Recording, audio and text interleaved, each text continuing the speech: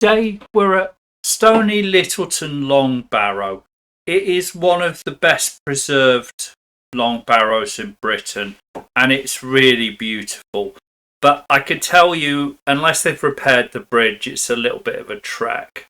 So there's a car park with a simple wooden bridge to cross, but unfortunately it's been put out of action. It's no longer safe, health and safety.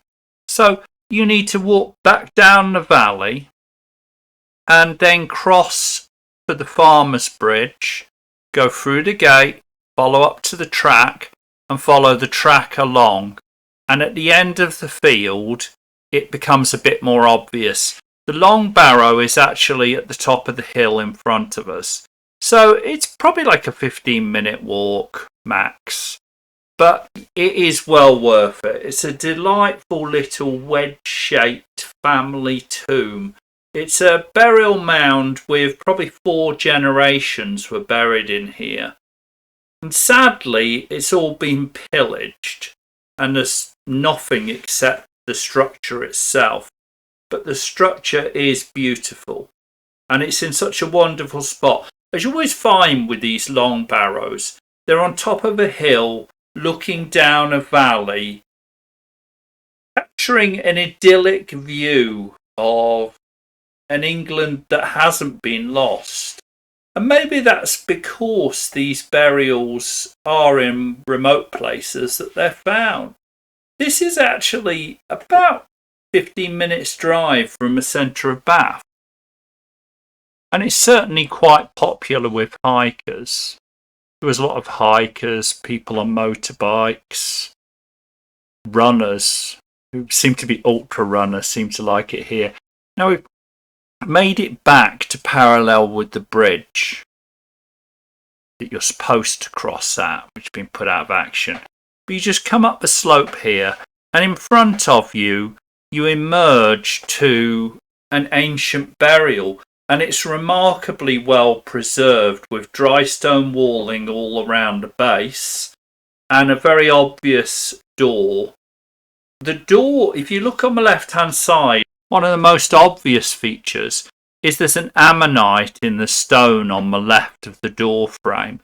And one has to think that when they built this, that was selected for the door as a decoration, something special, something that they couldn't explain, or maybe they explained it in a way that wouldn't make sense to us.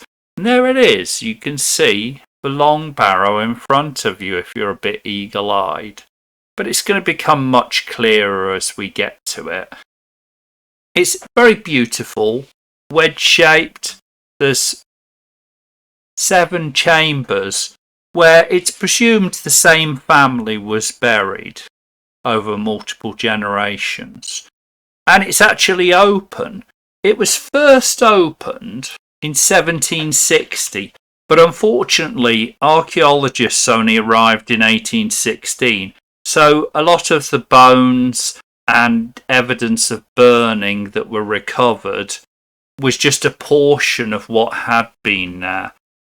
And 40 years later, it was repaired. Now, the plaque tells us that it was repaired with scrupulous exactness. And I'm going to hope that that's the case, because it is beautifully recent looking. It looks like it was built 10 years ago and it's just had time for the soil to grass over. But it's a really lovely little burial and well worth a visit. You can go in. English Heritage's website recommends that you bring a torch. I would recommend that you bring some trousers you don't mind getting dirty, because it is just 1 metre high inside. So crouching may not be enough. It's very small inside. And you can see the almost perfect dry stone walling there. One has to think that this has been reconstructed and it wasn't quite so exact. If you look at a very similar structure at West Kennet Long Barrow, you don't have that wall around it. That curtain wall has disappeared and been lost to time. You see hints of it at St. Livon's burial.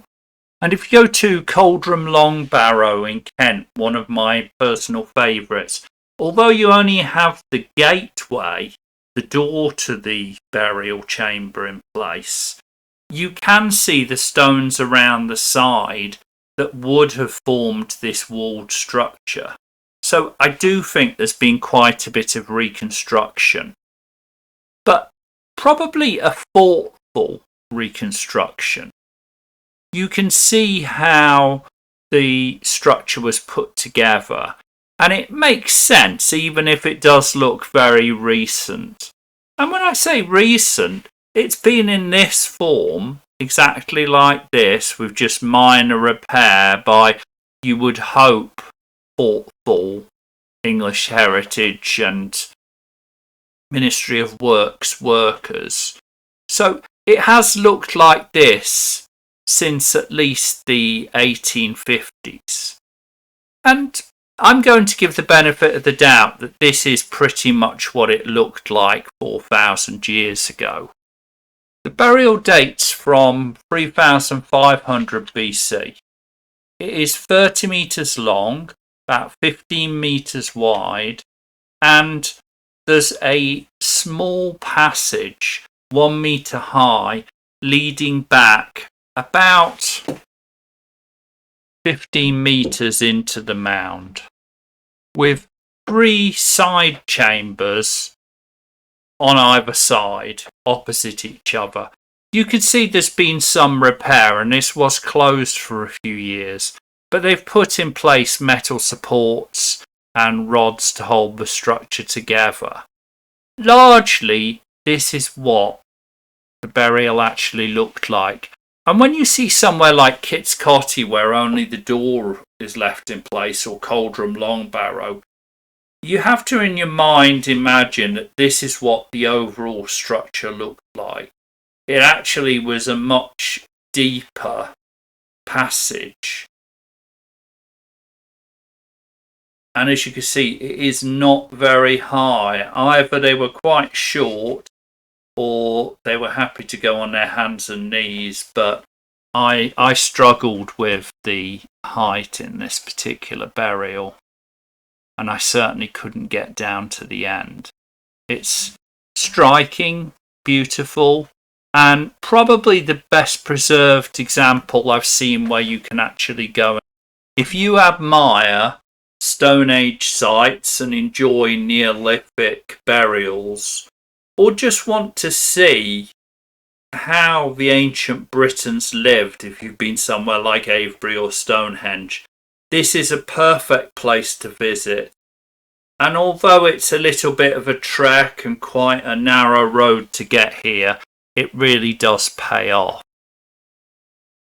So do make sure to hit subscribe and join us again for some more Unbound Histories. There's plenty more Stone Age burials and Neolithic sites that we're going to be visiting, along with quite a few Welsh castles coming up.